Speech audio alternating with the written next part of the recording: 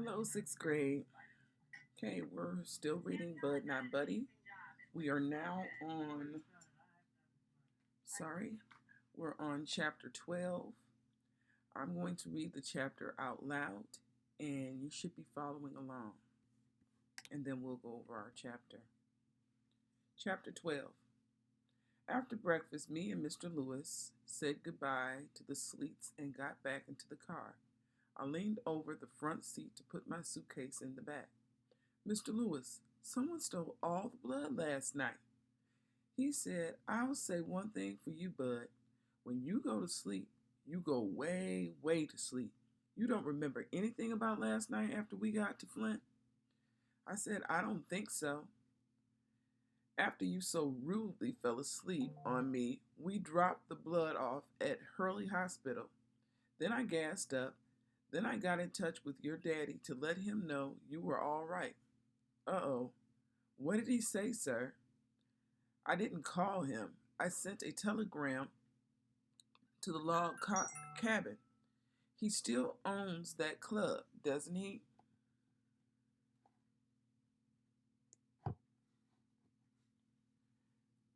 Yes, sir. Good. Lefty Lewis leaned over and reached into the glove box of the car. He pulled out a flimsy piece of yellow paper and handed it to me. Across the top of the paper, it said in big letters, Western Union. Underneath it said, Heck, stop. Bud OK in Flint, stop. At 4309 North Street, stop. Return 8 p.m. Wednesday, stop. Lefty, stop. Man, I'll bet Herman E. Calloway was just as confused by this message as I was. I said, What does this mean, sir? Lefty Lewis said, When you send a telegram, the more letters you use, the more money you have to pay. So you try to keep your messages as short as you can. Here, let me see it. I handed him the paper. He said, Okay, heck, that stands for your dad, Herman E. Calloway. But OK in Flint. That lets him know how far you got and that you're safe. And you did get pretty far, Bud.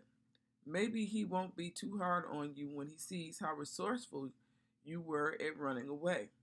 I know I'd been darn proud of one of my kids if they had gotten that far, but I used to offer them money to run and they never take it. At 4309 North Street, that's my daughter's address, and return 8 p.m.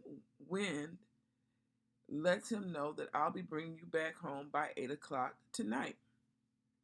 I said, What are all those stops, sir? He said, That's the telegram office's way of saying period. It just means that the sentence is over. Period. Lefty Lewis spent most of the day doing errands all around Flint. He made me promise to wait in the car for him. I was good and happy when he said, That's it, Bud. It's time to head home.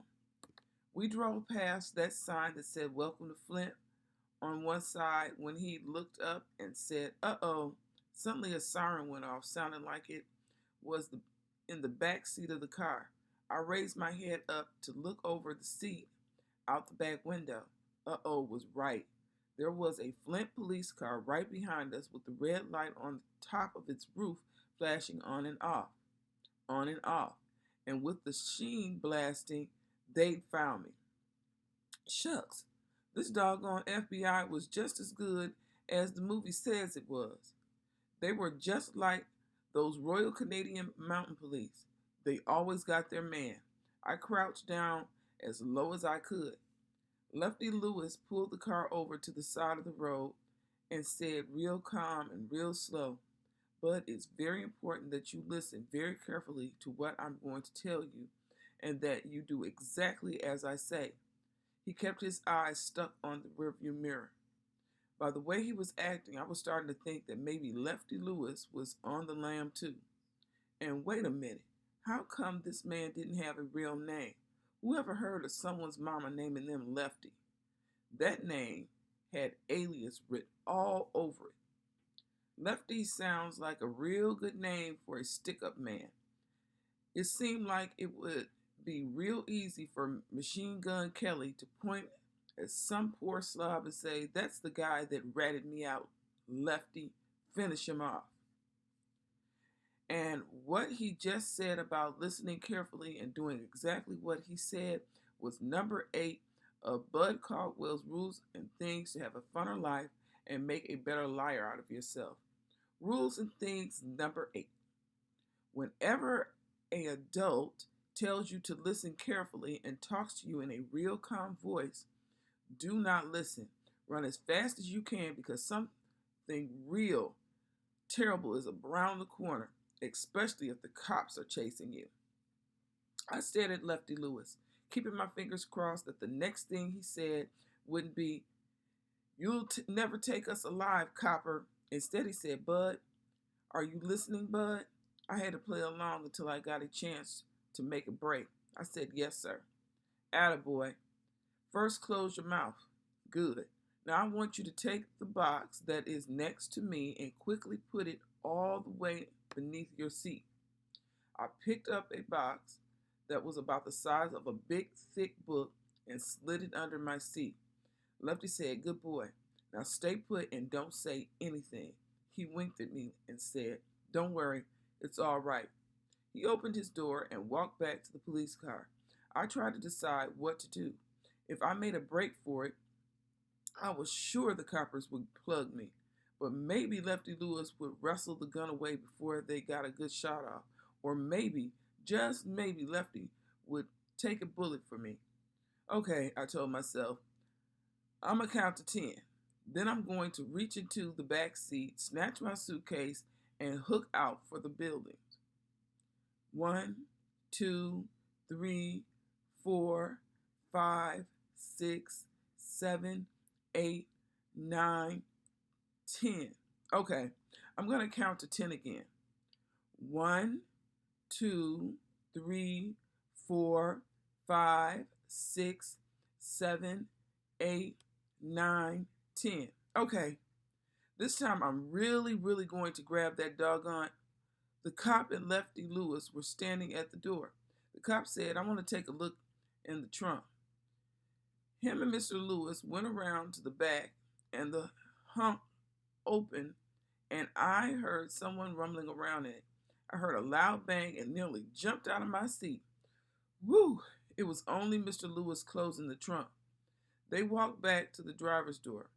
The policeman looked in the back seat and said, "What's in the suitcase?" Mr. Lewis says, "Those are Bud's things. He was visiting here in Flint, and I'm taking him home to Grand Rapids." The policeman looked at me and said, "Oh, your grandson, huh? You two look just alike." Lefty Lewis said, "Why, thank you, officer. I always thought the boy was unusually handsome." The cop didn't have a good sense of humor. He said, "All right, you're free to go. We can't be too careful. I don't know if you heard, but we're having a lot of trouble in these factories here. We've been stopping all cars we don't recognize. There have been reports that some more of those stinking labor organizers might be sneaking up here from Detroit." Mr. Lewis said, "You don't say." The cop says, "Drive carefully," and he touched the brim of his cop hat the way a cowboy in the moving pictures does. Lefty Lewis got in the car, started it, and we pulled back out on the highway.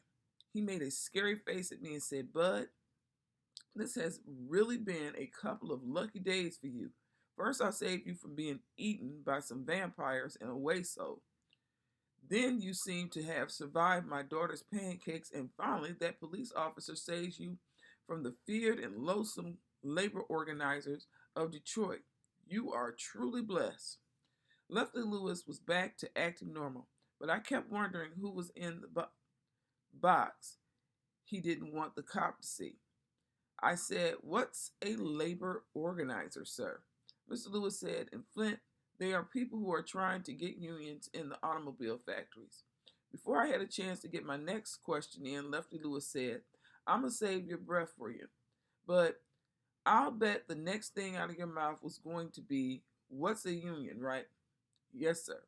A union is like a family. It's when a group of workers get together and try to make things better for themselves and their children." "That's all, sir?" "That's all." Then why are cops after them? That's a very good question. Look in that box you put under my seat. I pulled the box out and put it in my lap and looked over at Lefty Lewis.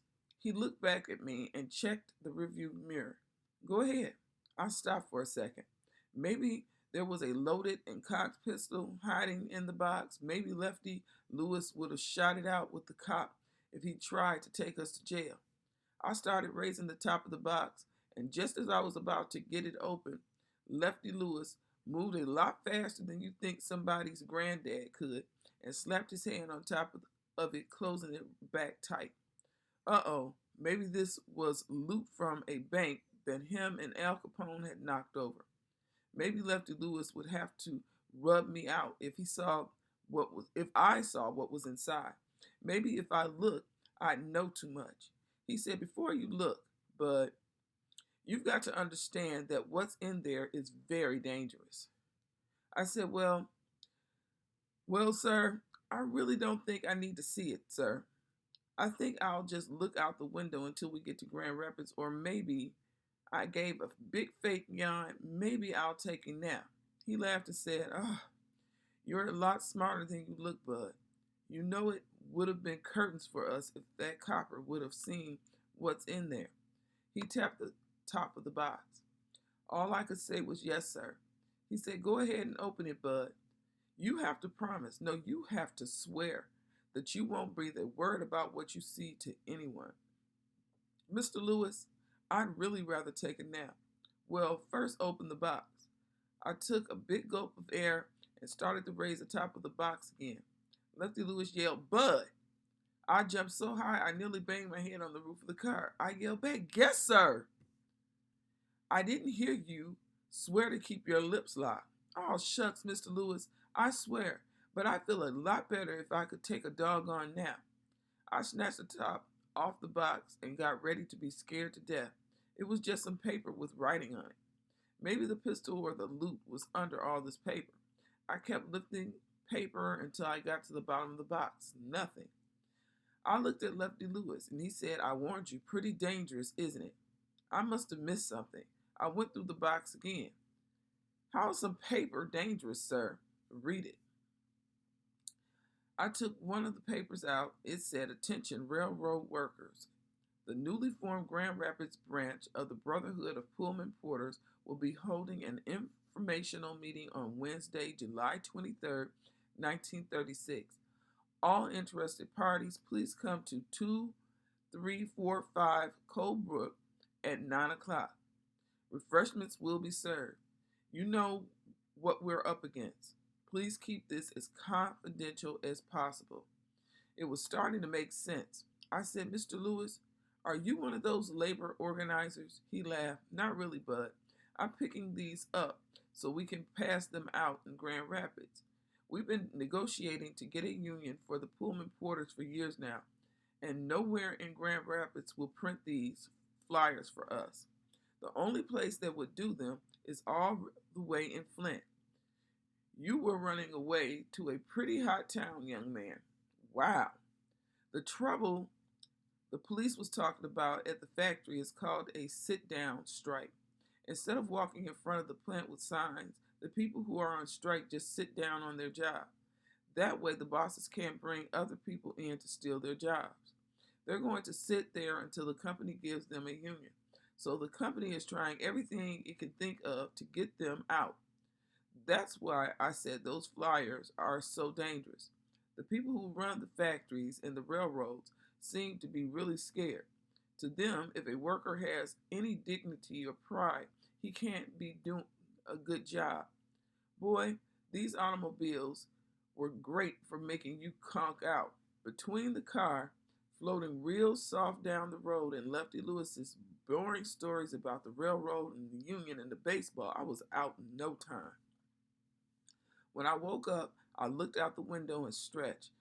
Lefty Lewis said, I was about to take you to Butterworth Hospital. I thought you'd left the earth for good. He pointed out the window and said, looking familiar? Uh-oh. Yes, sir. I pointed at a gasoline filling station and said, yep, There's the gasoline filling station. He said, I guess your daddy would have to burn premium in that big Packard, wouldn't he? I don't think those big engines can run on ethyl gasoline. I said, no, sir, that's right. He told me, well, you and your daddy sure have a beautiful machine. I was getting real nervous, but I said, thank you, sir. We turned another corner and my heart started jumping around in my stomach. Halfway down the street was a building that looked like it was made out of giant, chopped down trees, the log cabin. Right outside the place was a sign that said, appearing Friday through Sunday in July, Herman E. Calloway and the Nubian Knights of the New Deal. My father had joined a new band. Lefty Lewis pulled up next to a car that was as long as a big boat. He said, there's a placard. He's here.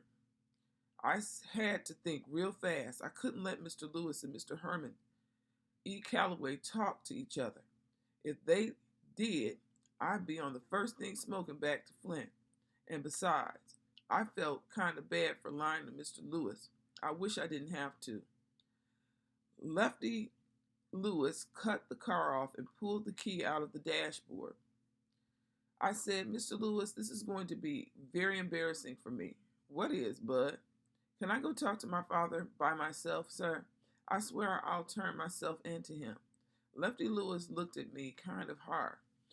Well, Bud, I don't mean to sully your reputation, but you just ran away from that man all the way across the state. I think I better hand deliver you. But Mr. Lewis, I need to explain to him by myself. I promise I'll go in and not run away again. Lefty Lewis looked out of the windshield like he was thinking. He reached back across the seat and put his hand on the twine keeping my suitcase together. He said, I'll tell you what, but you don't go anywhere without this, do you? I said, no, sir. Okay, here's the deal. I'll give you, he looked at his wristwatch, 5 minutes to talk to your dad alone. If you're not back by then, I'll bring your bag in for you. It wasn't great, but it would have to do. Besides, it gave me some more time to think. Please promise that you won't look inside it, sir. He raised his hand. You got my word. I got out of the car and walked into the front of the log cabin. The doors locked, like they were made out of chopped down trees, just like the rest of the building. I looked back at Lefty Lewis and he was still watching, so I opened one of the doors. I knew it was one of those doors that Mama had been talking about. I walked in to see what was going to happen. Shucks, there was another set of regular doors inside.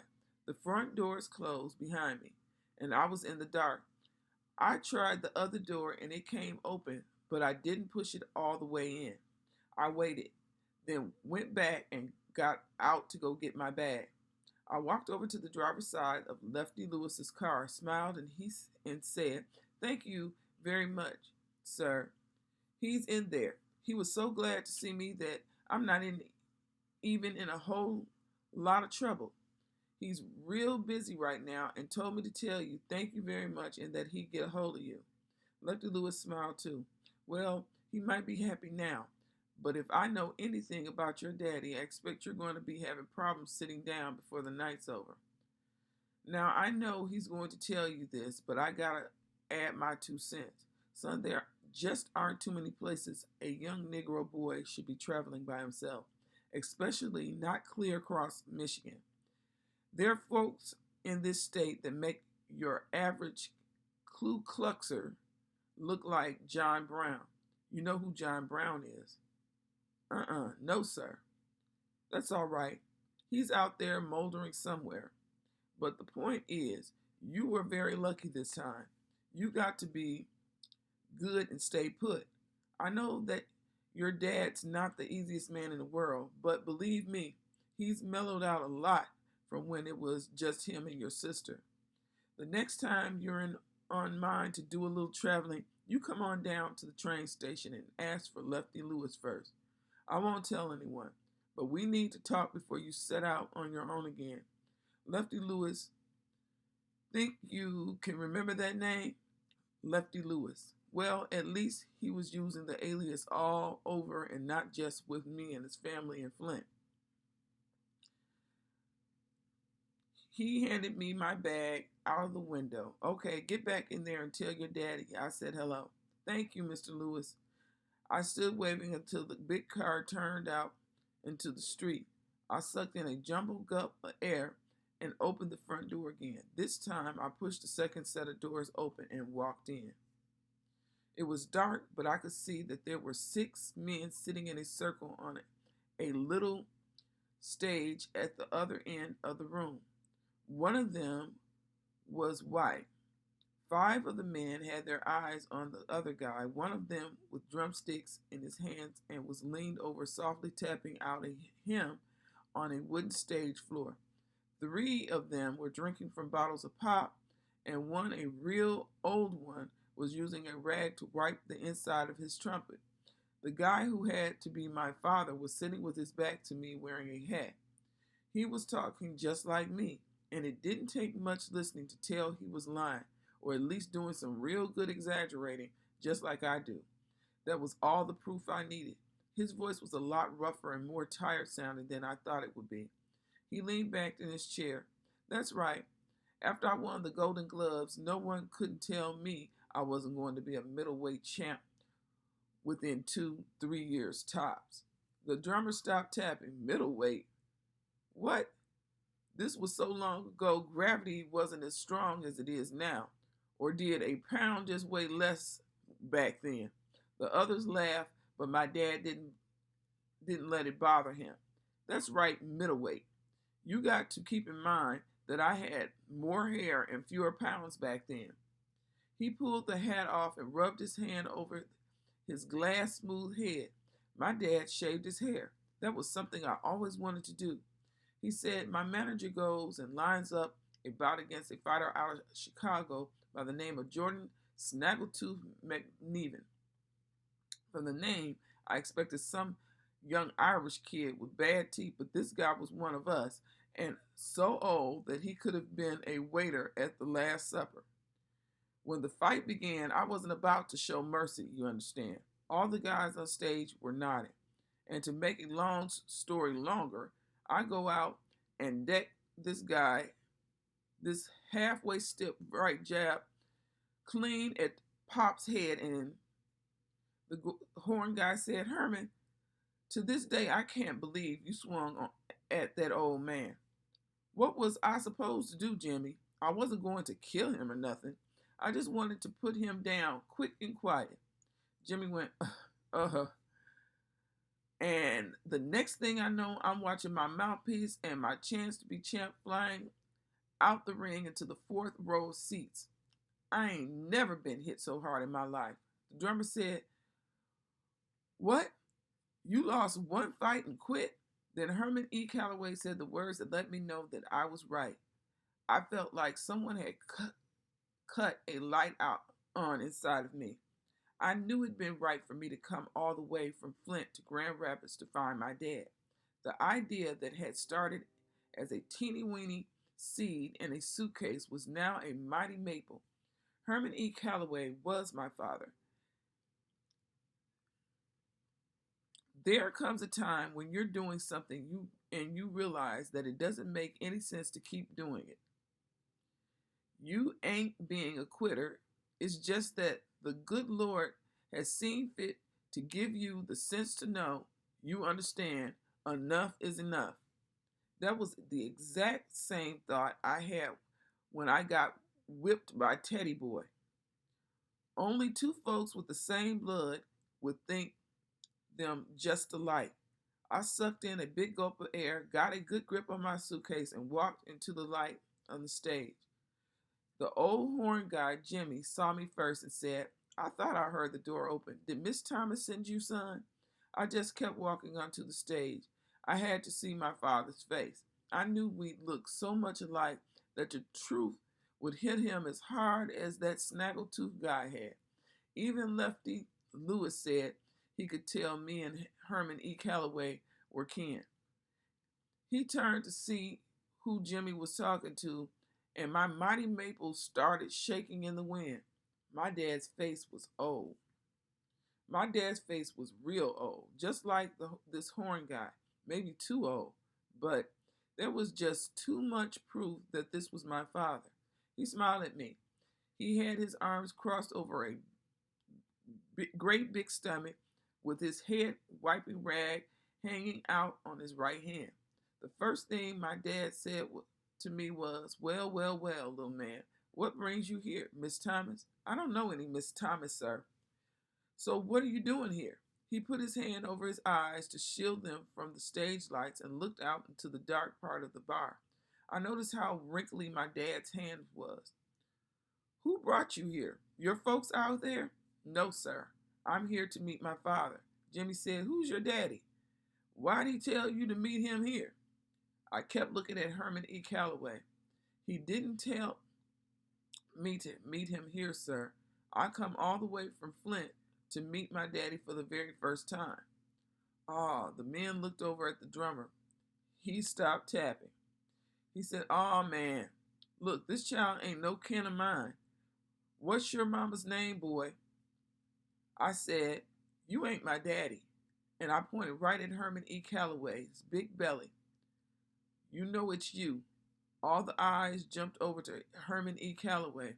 He quit smiling and looked at me a lot harder, like he was really noticing me. I knew if I was a regular kid, I'd be crying buckets of tears right now. I didn't want these men to think I was a baby, so I was real glad that my eyes don't cry no more. My nose plugged up and a little growl came out of my stomach, but I kept my finger pointed, cleared my throat, and said, "I know it's you."